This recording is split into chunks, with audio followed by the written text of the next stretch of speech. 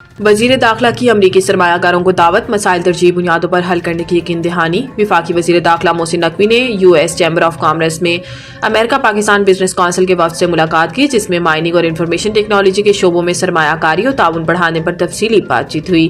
وزیر داخلہ نے کانکونی اور آئی ٹی سیکٹر میں امریکی سرمایہ کاروں کو سرمایہ کاری کی دعوت دی اور کہا کہ U S Pakistan business council Pakistan میں سرمایہ کاری کی بے پناہ مواقعوں سے فائدہ اٹھا سکتی ہے۔ اس موقع پر محسن نقوی نے پاکستان میں کام کرنے والی امریکی کمپنیوں کے مسائل سنے اور کہا کہ امریکی کمپنیوں سے متعلق مسائل ترجیحی بنیادوں پر حل کیے جائیں گے۔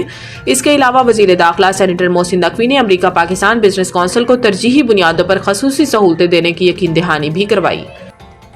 برآمد کنندگان اور پرچون فروش کے مقابلے میں تنخواہ دار طبقے کا ٹیکس میں حصہ 300% سے زائد۔ برآمد کنندگان اور ریٹیلرز کی مشترکہ ٹیکس کے مقابلے میں بھی تنخواہ دار طبقے نے پہلے 6 ماہ جولائی تا دسمبر کے دوران زیادہ انکم ٹیکس ادا کیا۔ آئی ایم ایف کے مطالبے خاص طور پر وہ افراد جو ماہانہ 5 لاکھ سے 10 لاکھ روپے یا اس سے زیادہ تنخواہ حاصل کرتے ہیں، ان کے لیے تنخواہ دار طبقے کے ٹیکس سلیبس کی شرح کو بڑھایا گیا۔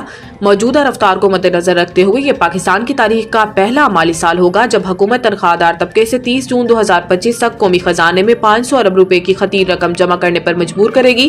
ایف بی آر نے گزشتہ مالی سال کے دوران جو 30 جون 2024 کو ختم ہوا، تنخواہ دار طبقے سے 367 ارب روپے جمع کیے تھے۔ اب آئی ایم ایف کے $7 ارب کے ایکسٹینڈڈ فنڈ فیسلٹی کے تحت زیادہ آمدنی والے سلیبس کے لیے ٹیکس کی شرح 40% تک بڑھا دی گئی ہے، جس کا نتیجہ تنخواہ دار طبقے پر مزید بوجھ کی صورت میں نکلا۔ حکومت کے پاس وقت ہے، چاہے تو ابھی کمیشن کا اعلان کر دے۔ بیرسٹر گوہر نے کہا کہ مذاکرات بہترین راستہ ہے اور مذاکرات ہونے چاہیے تھے۔ تحفظات کے باوجود ہم نیک نیتی سے مذاکرات میں بیٹھے تھے، بڑی فراخ دلی سے ہم نے مذاکرات شروع کیے تھے۔ حکومت کی جانب سے ہمارے ساتھ ناانصافیاں ہوئیں۔ انہوں نے کہا کہ حکومت چاہے تو ابھی کمیشن کا اعلان کر دے۔ کمیشن میں یہ بھی طے ہونا تھا کہ اس میں کون سے جج اور ٹی او آرز کیا ہوں گے۔ یہ بھی طے ہونا تھا کہ کمیشن میں وقت کتنا لگے گا اور کیا کچھ ہوگا۔ کمیشن بنانے کے لیے کوئی اقدام نہیں لیا گیا۔ کچھ نہ کرنا ظاہر کرتا ہے کہ ان کی کمیشن بنانے کی نیت ہی نہیں۔ چیئرمین پی ٹی آئی نے کہا کہ حکومت کی جانب سے ہمارے ساتھ زیادتیاں ہوئیں۔ انہوں نے کہا کہ ابھی 28 جنوری کی تاریخ رکھی ہے، ہم نے 16 جنوری کو کہا تھا کہ آپ 7 دن میں کمیشن کا اعلان کریں۔ ہم تمام سیاسی جماعتوں کے ساتھ بات کرنا چاہ رہے تھے۔ ہفتہ وار مہنگائی دہائی کی کم ترین سطح تک پہنچ گئی، 3% سے نیچے آنے کا امکان۔ تفصیلات کے مطابق پاکستان میں مہنگائی کے دباؤ تیزی سے کم ہوتے نظر آ رہے ہیں، جیسا کہ حساس قیمتوں کے اشاریے ایس پی آئی نے 23 جنوری کو ختم ہونے والے ہفتے کے لیے سالانہ بنیادوں پر صرف 0.52% اضافہ ریکارڈ کیا۔